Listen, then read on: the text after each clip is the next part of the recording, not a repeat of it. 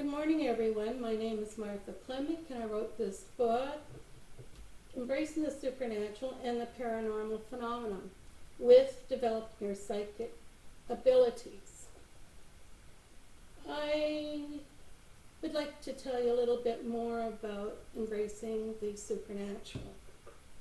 When I was a child, I don't know, I'm maybe around 3-4 years old. I was living at this farm. And I went into the kitchen and told my mother that there was a old woman in our dining room where we set up as a toy room. My mother said not to be silly, that there is nobody in that room. And I kept going back to the room, and the old woman was trying to shoo us out of the room. This kept going on as long as we lived in the house. My mother and father didn't believe me that there was a spirit or ghost living in the house with us. My father was in the army at the time, and he did not have a car, so he hitchhiked back and forth to the base. I'm not sure how far we were from the base, but at that time it was easy for a military man to get a ride anywhere, my father said, as long as you were wearing your uniform. That was nice that people were patriotic that way. So when it was time, or I thought it was time for my father to come home from his day of work with the military, I would hear things and see things. I would run from the playroom and up to the door in the window and say that Daddy was home. My mom would turn around, look at the clock, and tell me that it's too early for your father to be home. Okay, but I was hearing things. What happened next was I would see this man. He was dressed in, well, he's an elderly man. He was dressed in the coveralls. And he looked like he belonged there. You know, you'd see him walking up and down the lane, and I would see him on the veranda, and then I was seeing him in the house. So I assumed that when we rented the house, we were renting it off one of their relatives. And the old woman and man lived in that house. And they weren't too keen with us being there. I guess they thought we were treading on their sacred ground, their home. So we stayed there for a little while and moved somewhere else. And then later on, we moved back to the same house again. And the same things were happening again. That was just one story of what was going on in my life at that time. But then you would go to bed at night and you would hear things and you would see things. So like any other young psychic child, you would end up crawling underneath your covers, hiding underneath them, so you wouldn't have to see these strange sights or strange people. Other times there was pretty frightening things that you would see. Not only a ghost or a spirit, but dark stuff would enter your mind, or you would see some dark stuff. I don't know if it would be a shadow of a spirit, but it would be a dark color. And like, you know, it was scary. When you're a kid and you're only probably 4 years old at the time and you're seeing all this stuff, you don't know what to make of it. And when you told your parents, they didn't believe you. But this stuff never stopped. It kept going on and on and on. And eventually you stop telling your parents or any adult that you would see these things, because people didn't believe you. And people thought you were lying or making up stories. Whether the people thought you were telling tales, I would say, or they didn't want to believe you because of their fear of the supernatural. They didn't believe in ghosts. They didn't believe in spirits. They didn't think it was possible. They probably did not believe in dark entities. If you don't believe in this stuff, then of course you're not going to believe that it's possible. These people were probably fearing it, knowing that it was possible, and didn't know how to handle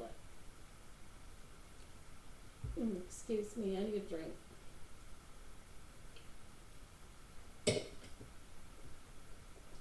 So later on, when I was going to the Catholic schools,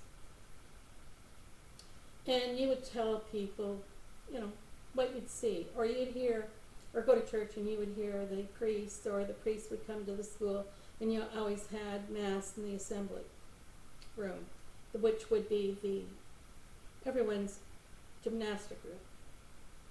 So you'd go through this mass and that, and you would talk to the priest later and tell him what you saw. Ask him what it was. Or, you know, just telling anyone, trying to get someone to believe you. Then the priest would say to you that it is not possible. These things do not happen. So when you're growing up through your adult, or growing up through your childhood to your adulthood, things do get more intense. And other psychics have attested to this. So by the time you reach your teenagers, you already know that people aren't going to listen to you. They're going to think you're strange, or you're telling lies. So you have nowhere to turn. But your fears don't ease up. They get more intensifying. You're scared all the time. You're afraid to even look over your shoulder because something might be right behind you. But when I was going to the Catholic Church, or the Mass that was held at school, they would say, you know, tell you in the Mass that all this stuff is not possible. It's evil. So I went and talked to the priest again, and the priest said, pray to the Lord to get rid of the evil that's around you. Well, if they don't believe in this stuff, why are they telling you to pray to the Lord to get rid of this evil? You know, it's evil. Don't pay attention to it. Why would they tell you that? Now, in the Bible, they talk about reincarnation. What happens then? You know, they say that people say that a lot of it is not true. You know, they just do not believe that there's life after death. There is life after death. I've seen it 3 times myself that I remember. Once when I was a child, I was in the hospital in Ottawa, Ontario. I was very sick with the influenza, flu, and the rheumatic fever. When I was in the hospital, a priest used to come and see me every afternoon, and we would pray. And my father came to the hospital after he left the military base to visit me, and they told him that I was not well and that I probably would not make it. So the next day, or maybe it was later that night, I don't remember. Everything is a little bit of a blur when you're in the hospital and you're only a child of maybe 6 years old. So I prayed with this priest every afternoon. This priest, when he came in, he gave me some papers for the last rites, and we went and prayed. After he had left, I know it wasn't a dream. I don't think I was hallucinating, but I saw angels in my room. There was a bright glow, and I saw the angels. I remember falling back to sleep, and when I got up, I asked the nurses where were the angels. But they didn't know what I was talking about. So I assumed they were healing angels because after that, I started to get better. I had the last rites, I saw the angels, and then I was well enough to go home later on. Then there was another time when I was 21. I was in the hospital for major surgery. And at that time, I did not know I was allergic to anesthesia. The doctors, they had a hard time, or they don't tell you much. So I was in the hospital, I had major surgery, and I thought I woke up through the surgery, but I didn't wake up because I could see my body on the operating table. What happened next was the room was filled with a brilliant glow. There was people all around. There was angels all around, and you could see these people. So I got up when I seen these people, and I went to join them, to talk to them, to find out what's going on. And when I looked back into the operating room, I saw myself laying on the table. Well, I didn't think this was possible. So after talking to these spirits and angels, I don't know, I remember seeing Jesus. Jesus put his arms around me, and he told me it was not my time, I had to go back. Well, at that time, I was sick, I had 2 young children, and I was going through a divorce. So I wasn't too happy with the situation, and I guess I wanted to go to be with God. The next NDE that I had was when, in 1983, I was in the hospital and I had major surgery again. And I decided that I did not want to come back. Through the anesthesia, I guess I died, and I saw the people. I joined the people. The room was a brilliant glow again. I joined the people, the spirits, and I was talking to them. So when I refused to go back, the people, or the spirits, were telling me I had to go back. They were blocking my way because I wanted to continue further. But they blocked my way. And then the spirits departed, and there was Jesus standing there. And he looked so peaceful, and he just put his arms out like he does in most of the pictures you see. So his arms were open, so I went to him, and he embraced me. And I said that I didn't want to go back. He says, you have to go back. So he told me it wasn't my time, I had to go back. We had a conversation that I do not remember. I remember feeling peaceful after the conversation, and I was willing to go back. But if Jesus told me what I was supposed to do on earth, I am not sure, because I don't remember that part of the conversation. All I remember is saying goodbye and going back. Jesus said I had to go back. So I did. So this is many years later, and strange things have happened. They've never gone away. I never knew what I was supposed to do. I did talk about Jesus and God and spirituality, stuff like that, with other people.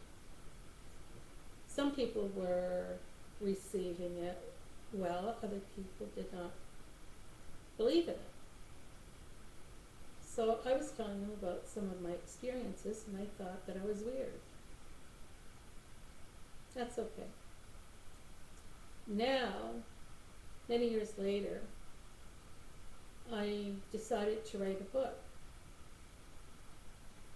And the book is on spirituality, telling the people about the spirits, the ghost, and the paranormal, anything that goes with it.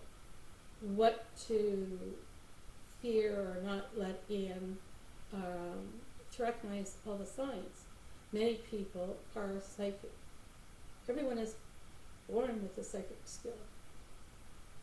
They just have to learn how to develop it or embrace it. If you don't embrace it, and if you're going to fear it all the time, it makes life very uncomfortable. I got tired of looking over my shoulder. I got tired of fearing the devil being back there, trying to entice me to go over to his side. I believe in God. I believe in Jesus. I believe in spirits. I believe in ghosts. I believe in dark entities. I've seen them all. So my book is supposed to explain this all to the people who wants to read it. It shows them how to embrace the supernatural. It tells them what to look out for to protect themselves. And in my book there is many stories of me throughout the years of actual things that have happened in my life. And these things are not so far-fetched or scary enough for a person to say that the book is classified as a horror book. If anyone's looking for stories, horror stories and stuff like that through my book, they will not find it. They will be very disappointed. The stories tell and show the person what to look up for. If anyone picks up my book and they read it and they get to some of the stories, they're going to say, oh, that happened to me. That happened to me. Oh, now I understand. And who's lurking around my house? Most likely the person in the shadows that you are seeing or glimpses of will be your spirit guides, your angels, your departed loved ones. I see in here a lot of my departed loved ones. I talked to them. At first I thought, oh geez, this isn't possible. Am I making up the stories, or am I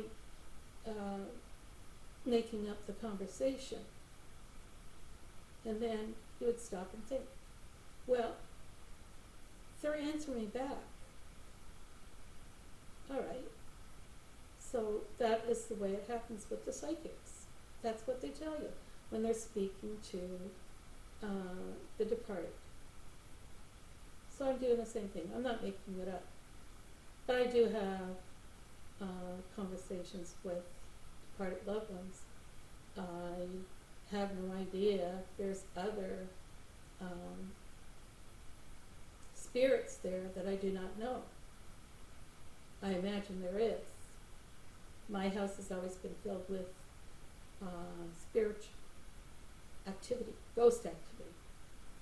Some of it was not so nice and some of it was fine. But if you let the ghost or the spirits take over your life, you can't do that. You have to tell them at some point, if it starts to get to you, enough is enough. And tell them to go away, or just to knock off. And come back when you're willing to be reasonable. I've done that many times. My mother passed away a couple of years ago. And at one point, my mother was always talking to me. My mother and I did not have a great relationship. So the way she was acting is the way she acted in real life was the way she was acting in her spirit life. So I couldn't take it any longer. I just told her to knock it off. Come back when you're want to be reasonable. So she did knock it off. She went away for a while, but she did come back, and it's more a way that you can communicate with her that is not unreasonable. So when she starts to tell me what to do all the time, it's time to tell her to knock it off and go away for a while. I've seen my father many times, and I've talked to him through dreams, astral travel, and in my mind. My father is a more quiet person. He always was quiet. He was quiet in life. He's quiet in death, but he's there. And I know he's around because when I would go out and drive by myself, I always had someone or felt someone in the front passenger seat. All I did was say, "Hello, Dad. Come along for the ride." But that was okay. But many a times, he was there to point out the dangers that laid ahead. And I was grateful for that. He did tell me, or let me know in advance, that there was danger ahead. There was a few times that my vehicle stopped. It stopped like you still had time to move it over to the side of the road, get it off the road. You would try several times to start the vehicle. The vehicle would not start. That's good. So you sit there. Okay, what am I going to do? Wait for someone to come along the side of the road. Sometimes my husband was right behind me, a little ways behind me, but he would come up within behind me about 10-15 minutes behind me. And he would ask why I'm sitting at the side of the road. Tell him the car won't start. So he lifts the hood, he takes a look underneath it, and then he says, "Try it." Well, there was nothing wrong with it underneath the hood. He says, "Try it." The vehicle would start. Then I was able to move on. Drive the vehicle back to the house, which I lived too far to walk where this would happen. I lived way out in the country, and this would happen many kilometers before I got to the house. So I drive the vehicle to the house. He would take it into the garage, he'd check it out. He couldn't find anything wrong with it. So he would say, "Drive it and see what happens." So we wouldn't send it to the garage right away and just see if it happens again. More times than enough, it did not happen again for many months later. Or we would be in the vehicle together, and all of a sudden it would stop. He couldn't get it going. We were only able to learn through the news that there was an accident up ahead. Now, if the vehicle wouldn't have stopped when it did, we would have been in the same location as the accident several times. So, of course, our spirit guides or our angels or our departed loved ones are warning us of all this danger that we're not supposed to get caught up in. I think